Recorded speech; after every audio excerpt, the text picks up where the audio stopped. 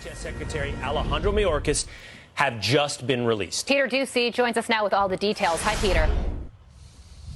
And Carly, this is not something that's going to get pulled down by the House if the Senate border negotiations take a turn, because they're not happy in the House with the Senate border negotiations. And besides, in these official articles of impeachment, they are accusing Mayorkas of lying to them.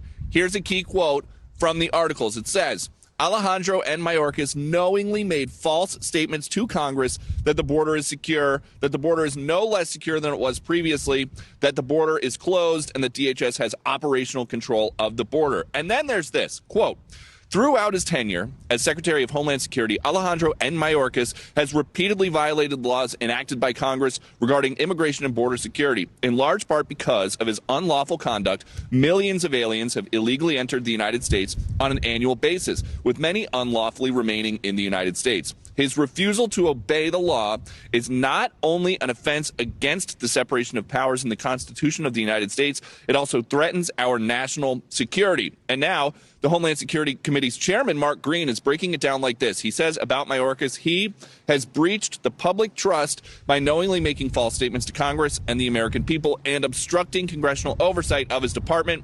These facts are beyond dispute, and the results of his lawless behavior have been disastrous for our country. DHS is responding to this. They have a brand new statement. It says, this farce of an impeachment is a distraction from other vital national security priorities and the work Congress should be doing to actually fix our broken immigration laws. But that is unlikely to move any of these House Republicans, and the Speaker of the House, Mike Johnson, says they are going to move to vote on these articles of impeachment for Mayorkas as soon as possible. Back to you. Broken immigration laws. Interesting. Wasn't broken when Trump was in office, though. I'm just saying.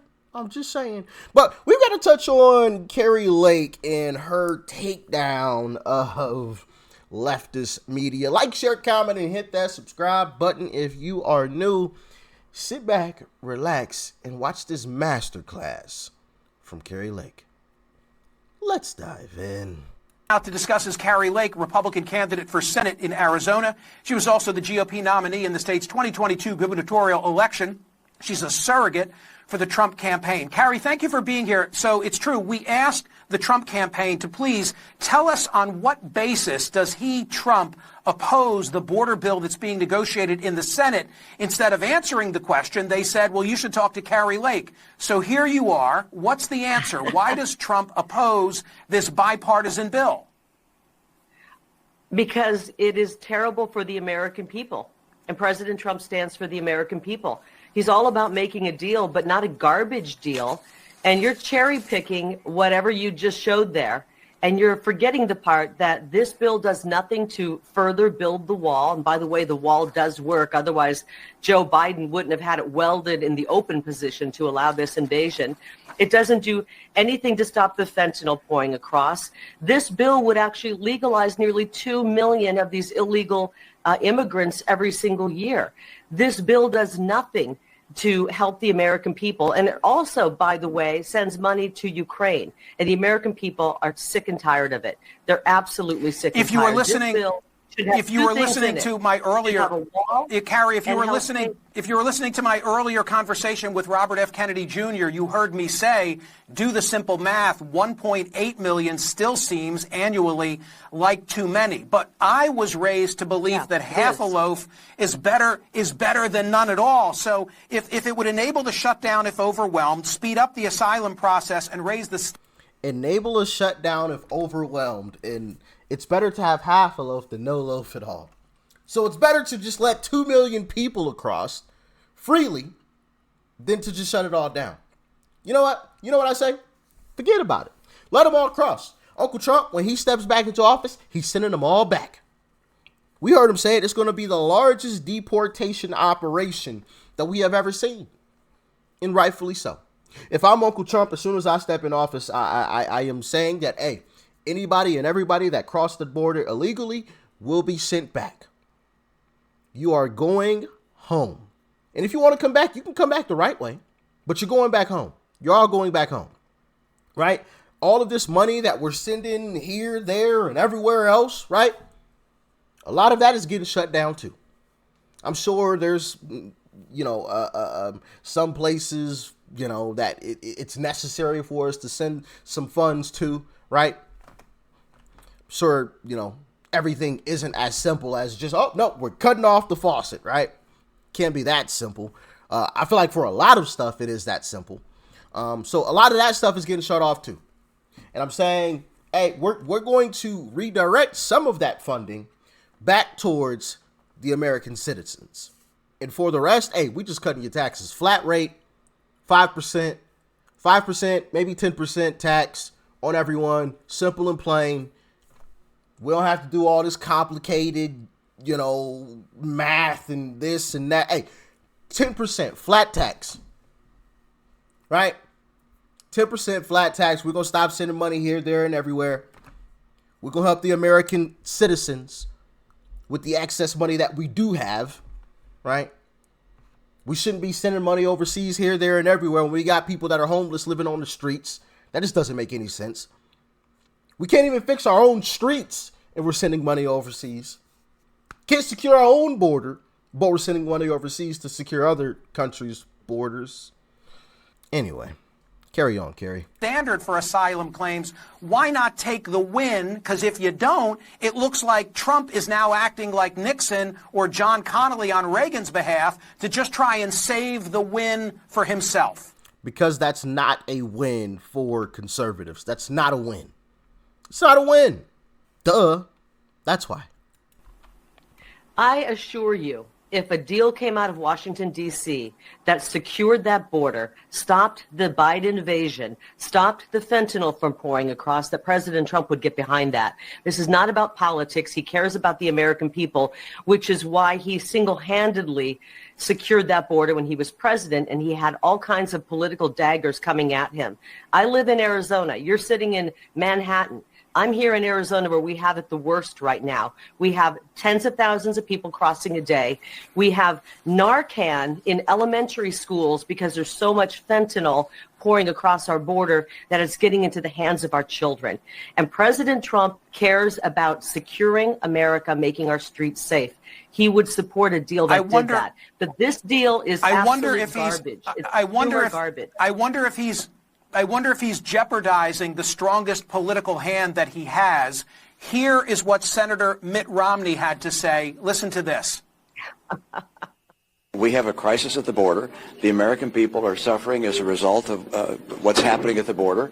And someone running for president ought to try and get the problem solved, as opposed to saying, hey, save that problem. Don't solve it. Let me take credit for solving it later. Isn't that the perception that will take hold? Thank you for giving me a good laugh. I needed one to start the day. You're going to take Mitt Well, go Romney ahead and respond. Respond substantively. I'll respond to that. Mitt Romney is not a good deal maker. President Trump knows a bad deal when he sees it, and this is a bad deal for the American people. This does nothing to shore up our national security.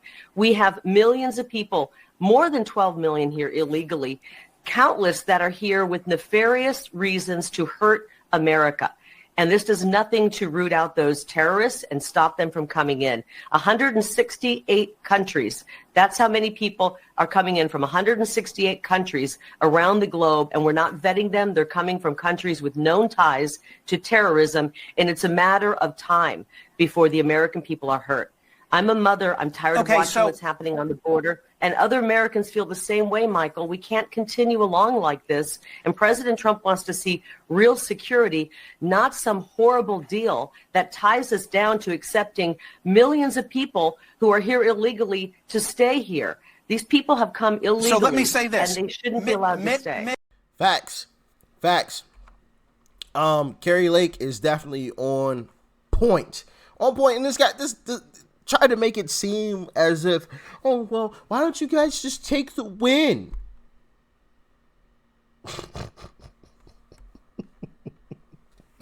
Like, that's literally laughable. Literally laughable. I mean, and then this whole narrative that Trump and Republicans are now trying to, pull a fast one and try to claim the win for themselves. Joe Biden has had 3 years to fix this issue. 3 years. And mind you, it wasn't an issue before he got in office. He created this issue himself. He did that. I think it's important that we remind folks he created this issue. The border was secure when Trump was in office. Joe Biden created this issue, and now he's pointing the finger at Trump. Oh, well, see, Trump's to blame. Hey, if I get this bill signed, I will shut down the border. There was a clip of Joe Biden saying that recently. Like, what? Get the what? You can shut it down now. It's not like you cared about, any bills being passed before. The Supreme Court said you couldn't relieve student loan debt. You did it anyway, didn't you? Like, come on, man. This literally just codifies the policies that they've already been implementing at the border. And it's BS. Wants to send money overseas. He also wants more money so that he can work on the border, and his notion of working on it is really just to spend more money on processing people coming in, Senator. Yeah, and realize the bill is going to have more money for sanctuary cities. So the cities that don't turn anybody in, you can rape, murder, pillage in some of these sanctuary cities. And if you're illegally here, they don't do anything about you. You just fade back into the woodwork. The other thing that's going to happen in this Ukraine bill is there's going to be $11 billion worth of humanitarian assistance. Some of that goes to Ukraine, but some of that's going to Gaza. And it's not clear exactly how much is going to go to the Palestinians, but it's sort of bizarre that we fund both sides of every war. They're going to expect us to clean up and repair Ukraine when it's done being destroyed. Mm-hmm. The same with Gaza. Gaza's being destroyed, but who's going to have to pay for it? They expect us to pay for it. And I don't want a penny going to Hamas or to any of these people. Look, I have great sympathy for those who live in Gaza and the mess that they're in, and I wish it would stop. But I don't think we should always have to pay for everything. When do we become the sugar daddy of the world? We got to pay for everything. We became the sugar daddy when Democrats started getting control of things. Mm-hmm. Yep. That's when we became the sugar daddies. And like I said, if I'm Uncle Trump, I'm shutting all that down immediately once I step back into office. And I know some of you have made the joke, hey, Rich 2028 for president. Y'all don't want me as president, nor do I want to be president, right? But if I were to ever become president, oh man. Talk about a Trump 2.0. Oh, man, I don't care how you feel. I'm going to tell it to you like it is. Oh, man. Mainstream media would hate me. Goodness gracious. My goodness. Oh, that's getting shut down. Nope. You ain't getting any type of cash. But I also want to show you guys this clip because these are the type of folks that the Biden administration is allegedly allowing across our border. Check it out. By the way, if you are smart enough, you will know who I am. But you are really not smart enough to know who I am. But soon you're going to know who I am. Very easy. Wow, very easy. The entitlement. No, believe me, I'm much better than that. The entitlement, guys. Wow. You will see soon. By the way, if you are smart enough, you will know who I am. But you are really not smart enough to know who I am. But soon you're going to know who I am. Very easy. Wow, very easy. The entitlement. Soon you're going to know who I am. Yeah. Now, allegedly, I gotta say that part, okay? Remember that guy who illegally entered our country and threatened that soon we will find out who he is? Which, this is the gentleman in the clip you just saw. This is reportedly him. He was released from prison last year after serving 12 years for arms trafficking and terrorism. He's now roaming our country. This is terrifying.